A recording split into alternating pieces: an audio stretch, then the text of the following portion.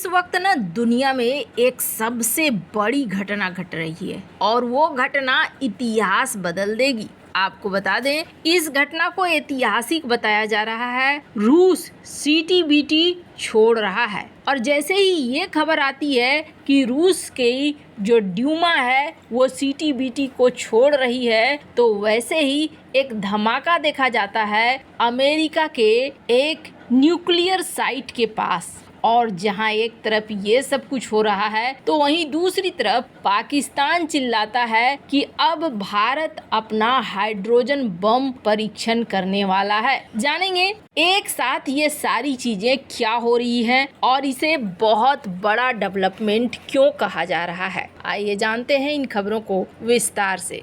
24 सितंबर 1996 इस समय 71 देशों ने एक ट्रीटी बनाया और इस ट्रीटी का नाम दिया comprehensive nuclear test ban treaty, यानी हम न्यूक्लियर परीक्षण नहीं करेंगे। और इसमें उस समय 71 देशों ने साइन किया और अब तक इसमें 181 देशों ने साइन कर लिया। अब आपके मन में सवाल आएगा कि अच्छा, क्या भारत ने भी साइन किया है? तो आपको बता दें, भारत, पाकिस्तान और Democratic People's Republic of Korea, इन्होंने सीटीबीटी को साइन नहीं किया है। और इसमें भी ना कुछ केसेस थे। कैसे केसेस? कुछ देशों ने इसे साइन किया लेकिन अपनी संसद में इसका अनुमोदन नहीं किया, मतलब उनकी पार्लियामेंट मानने को तैयार नहीं थी। कुछ देशों ने इस सीटीबीटी को साइन भी किया और अपने देश में इसे संसद में अप्रूवल भी दिला दिया। रूस उन देशों में था जिसने इसे साइन किया और साइन करने के बाद इसे अपने संसद में भी अप्रूवल दिला दिया। और अमेरिका उन देशों में था जिसने इसे साइन किया लेकिन अपने संसद में इसे अप्रूवल नहीं दिलाया। अब क्या हो रहा है, स्क्रीन पर आप आर्टिकल देख सकते हैं। रूस ने एक निर्णय लिया और रूस ने कहा कि नहीं, हम अब सीटीबीटी में नहीं रहेंगे और सीटीबीटी के अनुसार हम चलने वाले नहीं हैं। अब रूस के ऐसा कहने का मतलब ही था कि रूस कुछ न कुछ बड़ा प्लान कर रहा है। कहा गया कि रूस ने इसके लिए वोटिंग लाया अपने ड्यूमा में। ड्यूमा रूस की संसद को कहा जाता है और ड्यूमा ने जिस तरीके से रिस्पॉन्स दिया, ऐसा रिस्पॉन्स पहले कभी भी नहीं मिला था। 0 वोट अगेंस्ट में पड़े, सारा का सारा वोट पक्ष में पड़ा, यानी रूस की पूरी संसद ने एक साथ कहा। स्क्रीन पर आप राइटर की इस रिपोर्ट को देख सकते हैं जिसमें 412-0 ये वोट पड़े, जिसमें से एक भी सांसद ऐसा नहीं था कि संसद में नहीं मौजूद था, सारे थे। उन्होंने कहा कि हाँ जी, इसे हटा दो। अब ये अप्रूवल मिलने का मतलब है कि इस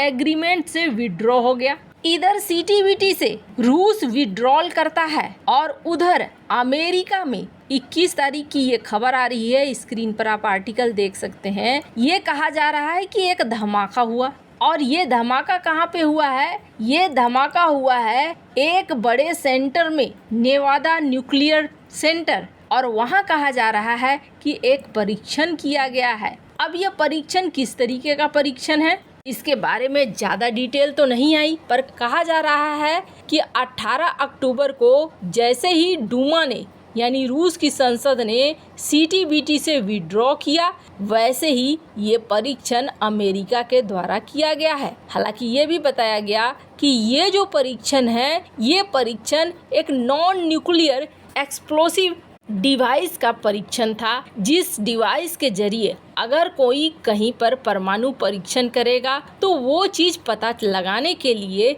इस डिवाइस का परीक्षण किया गया है। ऐसा कुछ भी परमाणु परीक्षण नहीं किया गया है। स्क्रीन पर आप देख सकते हैं। ये कौन कह रहा है? ये कह रहे हैं दिमित्री सेंफोविच। ये रिसर्चर हैं centre for international security of the Russian academy of science का। इनका ये कहना है कि ये परीक्षण अमेरिका ने ये सब कुछ जांचने के लिए किया है।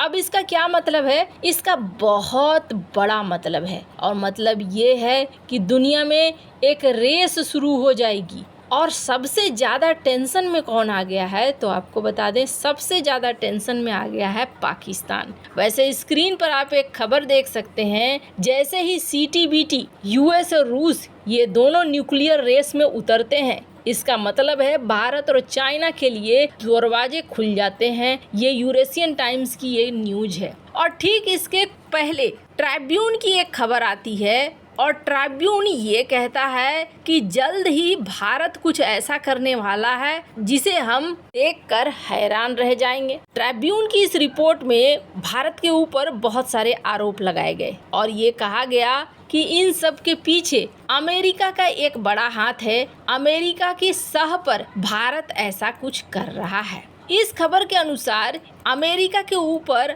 आरोप लगाते हुए ट्रिब्यून का ये जो लेखक है ये कहता है, शेर अली कक्कर, इसका कहना है कि अमेरिका ने भारत को बहुत सारी छूट दे दी है। शायद चाइना को कंट्रोल करने के लिए अमेरिका भारत को लगातार छूट दे रहा है और भारत को इस इलाके में सुपर पावर बनना है और इसी सुपर पावर बनने के लिए भारत लगातार हथियारों को खरीद रहा है। स्क्रीन पर आप कटिंग देख सकते हैं। इसने कहा कि सिप्री ने बताया था कि भारत टॉप का हथियारों का खरीदार है। इसके बाद इन्होंने ये भी कहा कि अमेरिका का सपोर्ट मिला है NSG का वेवियर और हाल में भारत जल्द ही थर्मोन्यूक्लियर वेपन का परीक्षण कर सकता है।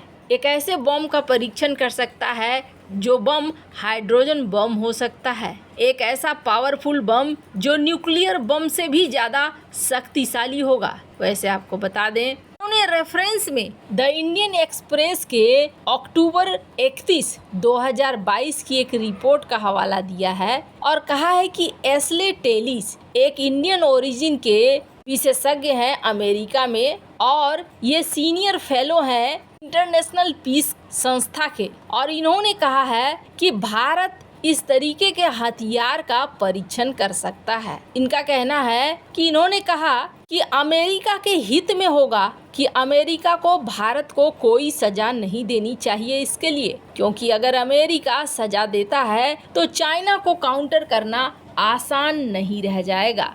तो इस लेखक का यही कहना है कि भारत एक हाइड्रोजन बम का परीक्षण करने वाला है और भारत को सपोर्ट मिलेगा अमेरिका का।